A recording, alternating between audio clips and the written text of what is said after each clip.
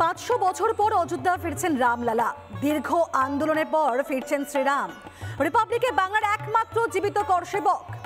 Republic বাংলায় করসেবক অভয় কুমার বনওয়াল। আসানসোলের বাসিন্দা করসেবক অভয়।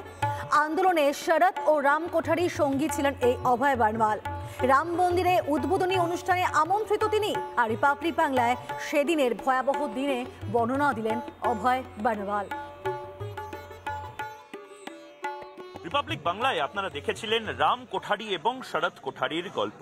রাম কোঠারি এবং শরৎ কোঠারি যাদেরকে বাংলার কিছু মিডিয়া 25 বছর ধরে ভুলিয়ে দিয়েছিল, মাটিতে চেপে দিয়েছিল, দফন করে দিয়েছিল, তাদের গল্প, যে গল্পটা আসলে হয়তো প্রয়োজন ছিল বাংলার মানুষের জানার, সেই গল্পটা এই মুহূর্তে আমি এখানে শুনছিলাম এবং শুনতে শুনতে আমি পেয়ে গেলাম এমন একজনকে যিনি সেদিন বিগত 3 দিন ধরে 1990 সালে রাম কোঠারি, শরৎ কোঠারি এবং আরেকজন তিনি নিজেও গুলি খেয়েছিলেন পেটে, করসেবক আন্দোলন করবার সময় পায়ে।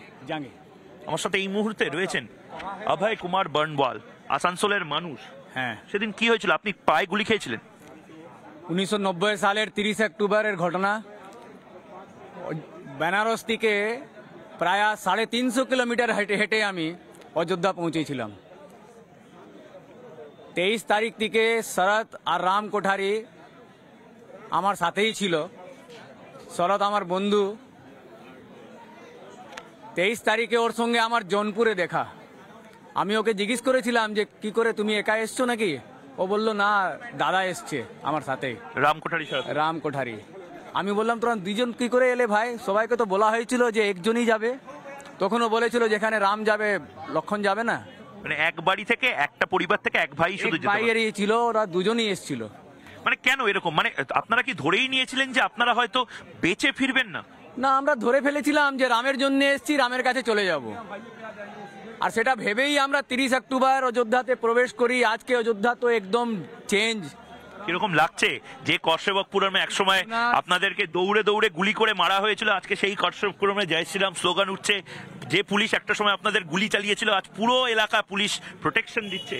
একদম অদ্ভুত, অচম্বিত, বলতে পারছি না। 1990-এর ঘটনা আমার চোখের সামনে ঝলঝল করে উঠে যাচ্ছে।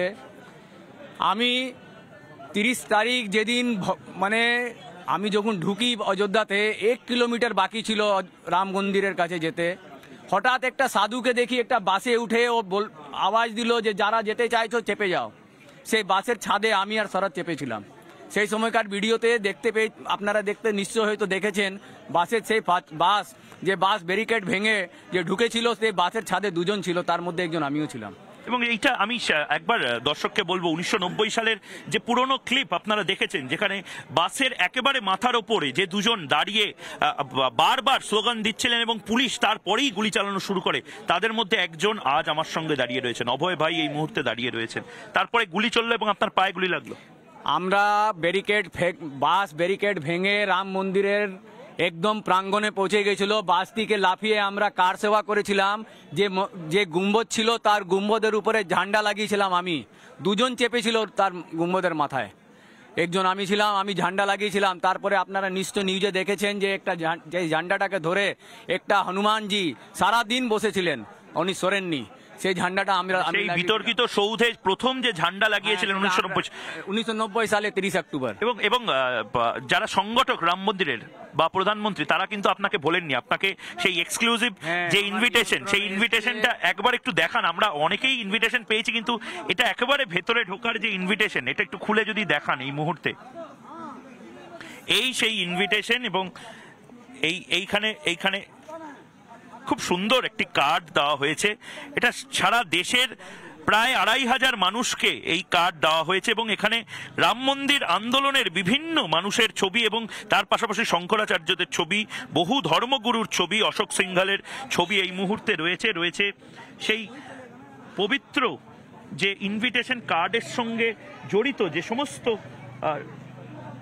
ডিটেলগুলো, সেই সমস্ত কিছু এই মুহূর্তে রয়েছে। আপনার কখনো মনে হয় না যে সেদিন যে জিনিসটা করা হয়েছিল, আমি শুনেছি যে সেই সময় নাকি শরৎ কোঠারি, রাম কোঠারির বডিও দেওয়া হয়নি, একেবারে বিভিন্ন লোককে সেখানে একেবারে ঢিপি করে একসাথে মাটির নিচে চাপা দিয়ে দেওয়া হয়েছিল। দেখুন, আপনাকে একটা ঘটনা বলি আমি। যখন আমরা কার সেবা করে ঝান্ডা লাগিয়ে যখন আমরা মন্দির থেকে বেরোই, হঠাৎ করে চারদিক দিয়ে গুলি চালানো শুরু হয়ে গেছিল। আমার সামনে 7-8 জনকে গুলি লেগেছিল। রাম শরৎ কোথায় ঢুকে গেছিল আমি বলতে পারছি না। আমিও একটা সাইডে দাঁড়িয়ে গেছিলাম।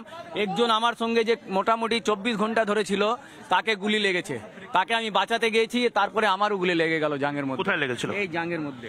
কোথায় ভর্তি ছিলেন? আমি আগে শ্রীরাম হাসপাতালে আমাকে ভর্তি করা হয়েছিল, তারপরে ওখান থেকে আমাকে ফাইজাবাদ সদর হাসপাতালে ট্রান্সফার করা হয়েছিল।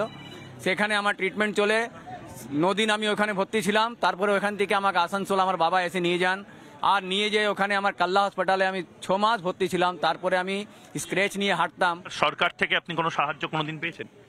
কিরকম ভাবে আচরণ করেছিল সেই সময় শাসক দল? বাংলার সরকার তো কিছু বলা যায় না, কোনো সাহায্য নেই। আর সাহায্যর আমার দরকারও ছিল না। প্রভু রামের আমার উপরে কৃপা ছিল। উনি আমাকে মানে বেঁচে থাকার জন্যে আমার চিকিৎসা করেছেন। ভগবানের চিকিৎসার মানে এই দলতে আমি আজকে এখানে ভব্য রাম মন্দিরকে দর্শন করে আর উনি নিজের নিমন্ত্রণ দিয়েছেন, সেটা পেয়েছি। আজকে মনে হচ্ছে গলার কাছে দলা পাখি আসছে, কান্না পাচ্ছে, যে জায়গাতে একটা সময় কিচ্ছু ছিল না, সেই জায়গাতে অশোক সিংঘলজির ছবি, তার কলস রাখা, পুরো জায়গাটা সাজিয়ে তোলা হয়েছে। সারা বিশ্ব থেকে লোক আসছে। অদ্ভুত, এটাকে বর্ণন করা যায় না, শব্দ নেই আমার কাছে। আমি কি করে বলবো, সত্যি আমি অভিভূত। একদম এরকমই বহু ছবি, টুকরো টুকরো ছবি। একটা সময় বারবার যে কথাটা বলছি, চিরদিন কাহারও সমান নাহি যায়, আজ যে রাজা ধীরাজ কাল সে ভিক্ষা চায়। কার কখন সময় বদলে যায় কেউ বলতে পারে না। যে শরৎ কোঠারি, রাম কোঠারি, অভয় বেনিওয়াল, তাদের যেভাবে অত্যাচার একটা সময় করা হয়েছিল, উনি বেঁচে ফিরেছেন। শরৎ কোঠারি, রাম কোঠারি ফিরতে পারেনি। কলকাতার রাস্তায় আর শরৎ কোঠারি, রাম কোঠারিকে দেখা যায়নি। এই গল্পগুলোই হয়তো থেকে যাবে 25 বছর বাদে। ক্যামেরা পার্সন রবির সঙ্গে ময়ূখ রঞ্জন ঘোষ, রিপাবলিক বাংলা, অযোধ্যা, কশ্যপপুরম।